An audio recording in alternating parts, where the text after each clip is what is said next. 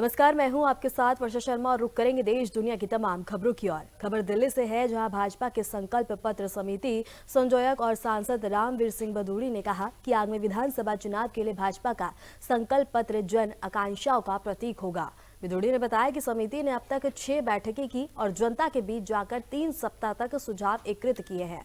उन्होंने कहा कि महिलाएं फ्री बस सेवा को छलावा मानती हैं। वहीं केंद्र राज्य मंत्री हर्ष मल्होत्रा ने कहा कि प्रधानमंत्री नरेंद्र मोदी की योजनाएं कारीगर साबित हो रही हैं, लेकिन दिल्ली सरकार ने जनता को केंद्र की योजनाओं का लाभ नहीं दिया।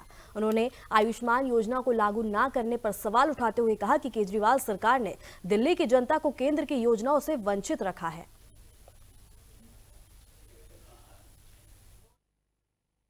रिकॉर्ड ऐसा है। एक बड़ी महत्वपूर्ण बात है, केंद्र की सरकार की योजना है आयुष्मान भारत योजना। पूरे देश में सब राज्यों में लागू है, 2-3 राज्यों को छोड़ के। तो आप उस योजना का लाभ क्यों नहीं उठाते हैं? उसमें तो 60% पैसा केंद्र की सरकार ने देना है, आपने तो 40 ही देना है। फिर जो दिल्ली की सरकार अपनी योजना लाएगी, उसका तो 100% पैसा दिल्ली की सरकार को देना है। एक तरफ ये कहते हैं कि दिल्ली की सरकार का बजट डेफिसिट में जा रहा है, नुकसान में जा रहा है।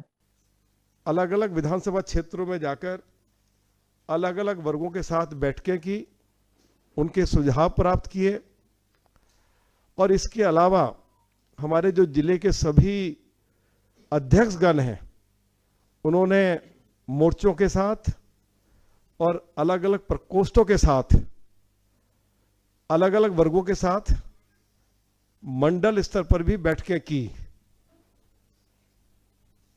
दिल्ली के लोगों ने ये मन बना लिया है कि इस बार दिल्ली में बदलाव होगा। दिल्ली के लोग पीने के पानी को लेकर, दिल्ली में जो सिविल लाइन सिस्टम पूरी तरह से चौक हो गया है, बर्बाद हो गया, उसको लेकर, दिल्ली में पब्लिक ट्रांसपोर्ट सिस्टम पूरी तरह कोलैप्स कर गया है। और पहले भी ये जानकारी हमने मीडिया को दी थी कि अरविंद केजरीवाल की सरकार पिछले 10 सालों में डीटीसी के लिए एक बस नहीं खरीद पाई।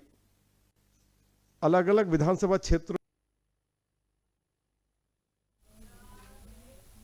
खबर देहरादून से है, जहां कांग्रेस नगर निकाय और पंचायतों के अधिकार सुनिश्चित करने के लिए अभियान शुरू करेगी, जिसमें संविधान संशोधन को उत्तराखंड में लागू करने की मांग की जाएगी। प्रदेश प्रभारी दिलीप राठौर ने बैठक में पंचायतों की मजबूती पर जोर दिया।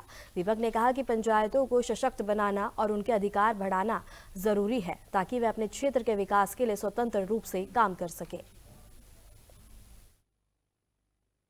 देखिए, जिस तरह से अभी हमारा जो अगला मीटिंग है अपने जिलाध्यक्षों के साथ, वो इसी विषय को लेकर है कि सत्ता के विकेंद्रीकरण को लेकर जो एक आवाज है, उसको कैसा जनता के बीच में खड़ा किया जाए, ताकि ये जो डिमांड है ये जनता से उठकर आए और जनता से उठकर जो है सीधी हमारी सरकारों के साथ, सरकारों के समक्ष रखी जाए।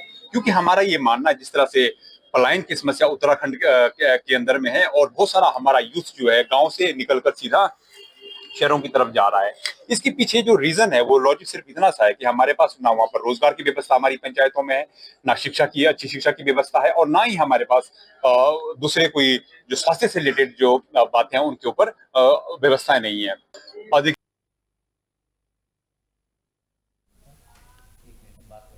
खबर कानपुर से है, जहां नाले के पास अतिक्रमण हटाने पहुंची महापौर प्रमिला पांडे और सपा विधायिका नसीम सोलंकी के बीच बातचीत का वीडियो वायरल हो गया है। विधायिका ने हाथ जोड़कर 7 दिन की मोहलत मांगी, लेकिन महापौर ने सख्ती से कहा, 1 सेकंड का भी समय नहीं दूंगी।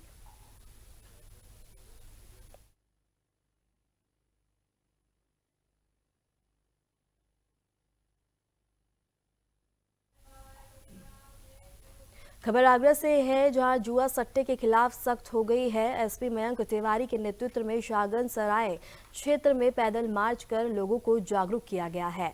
माइक से अनाउंस कर चेतावनी दी गई है कि जुआ सट्टा खेलने या खिलाने पर सख्त कार्रवाई होगी। संपत्ति भी चिन्हित कर जब्त की जा सकती है।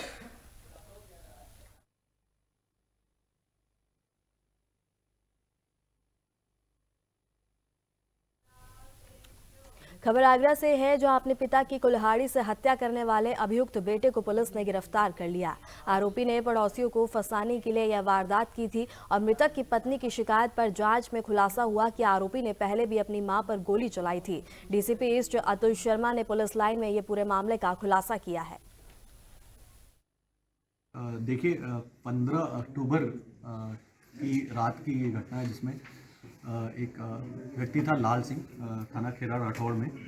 उसको सुबह जो है उसकी डेड बॉडी खेत पे मिली थी। इसमें जो इसकी पत्नी है भूरी देवी, इनके द्वारा बताया गया कि रात में अपने रखवाली के लिए सोए थे। देखिए,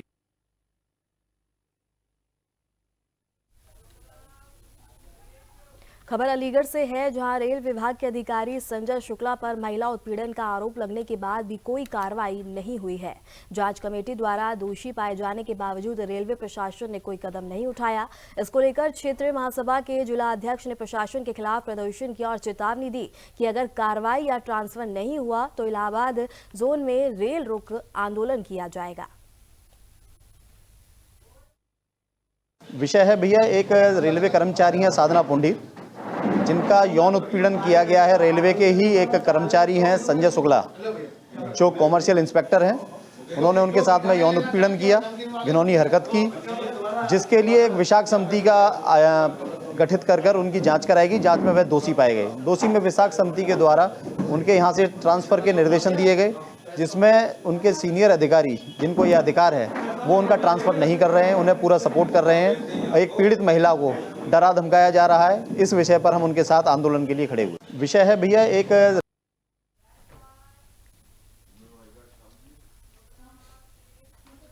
खबर यूपी के बिजनौर से है, जहां धामपुर के रोड पर नैनीताल बैंक के पास गन्ने से लदा ओवरलोड ट्रक पलट गया, जिससे यातायात बाधित हो गया। हालांकि बड़ा हादसा टल गया और ट्रैफिक पुलिस और आरटीओ की अनदेखी के चलते ओवरलोड ट्रकों का संचालन जारी है। प्रशासन की कार्रवाई में लापरवाही का कारण हादसे बढ़ते जा रहे हैं।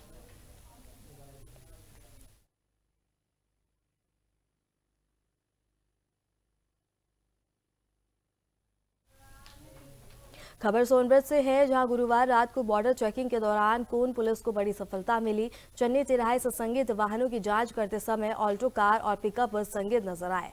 पुलिस ने दोनों वाहनों की गहनता से जांच की, जिसमें 40 पेटियों में 5 कुल 335.6 लीटर अवैध अंग्रेजी शराब बरामद हुई और इसकी कीमत लगभग 3 लाख रुपए है। और पुलिस ने 2 आरोपियों को गिरफ्तार किया है और कोन थाना में अभियोग दर्ज कर आगे की कार्रवाई की जा रही है।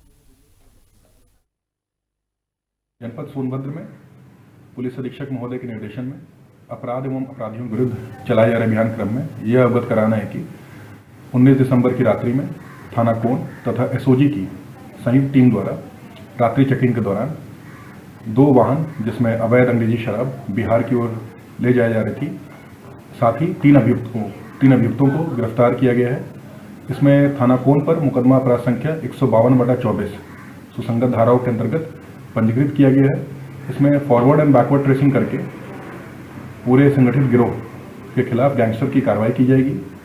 जो बरामद अवैध अंग्रेजी शराब है, उसकी बाजार में अनुमानित मूल्य लगभग 3 लाख रुपए है। जनपद सोनभद्र में पुलिस अधीक्षक महोदय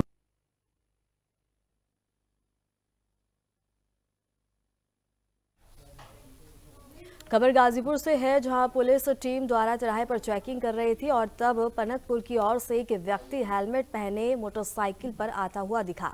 जब उसे रोकने का इशारा किया गया तो उसने पुलिस टीम पर मोटरसाइकिल चढ़ाने का प्रयास करते हुए मोहम्मदाबाद की ओर भागना शुरू कर दिया। थाना अध्यक्ष ने सूचना दी और प्रभारी निरीक्षक मोहम्मदाबाद को घेराबंदी करने का आदेश दिया।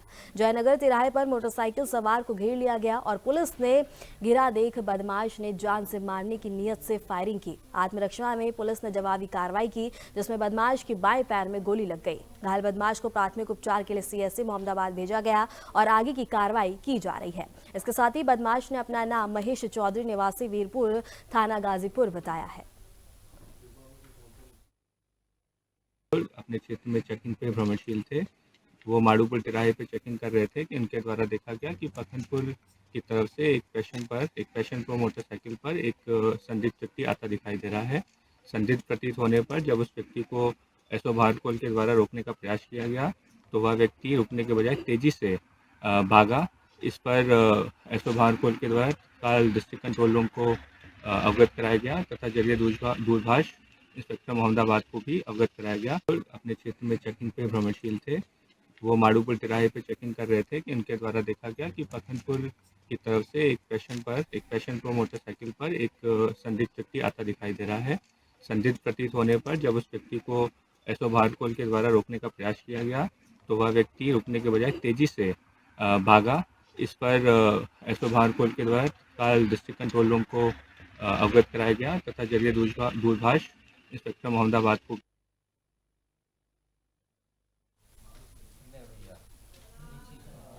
खबर यूपी के महोबा से है, जहां दबंगों ने लाठियों से पीट कर बुद्ध बाबा की हत्या कर दी। मंदिर में सो रहे बाबा को बुरी तरह पीटने के बाद उनके इलाज के दौरान मौत हो गई और पुलिस ने शव को कब्जे में लेकर केस दर्ज कर लिया है और संदिग्धों से पूछताछ की जा रही है। एसपी ने आरोपियों की गिरफ्तारी के लिए 3 टीमें भी गठन की हैं।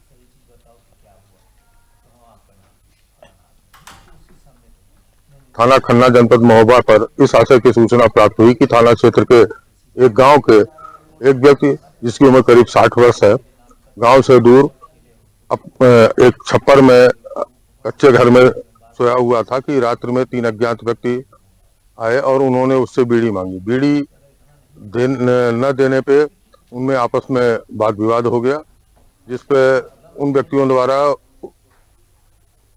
लाठी डंडे से मार के बुरी तरह से घायल कर दिया गया, जिससे उसको अंदरूनी चोटें आई काफी। थाना खन्ना जनपद महोबा पर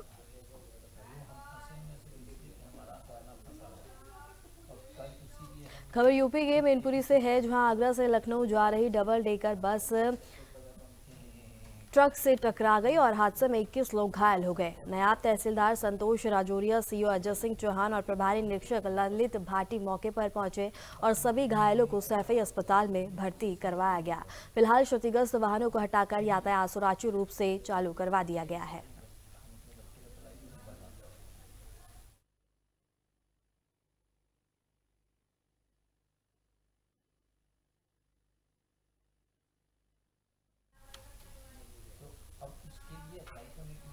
फिलहाल के लिए खबरों में इतना ही और ऐसे ही देश दुनिया की तमाम खबरों को जानने के लिए बने रहें हमारे साथ।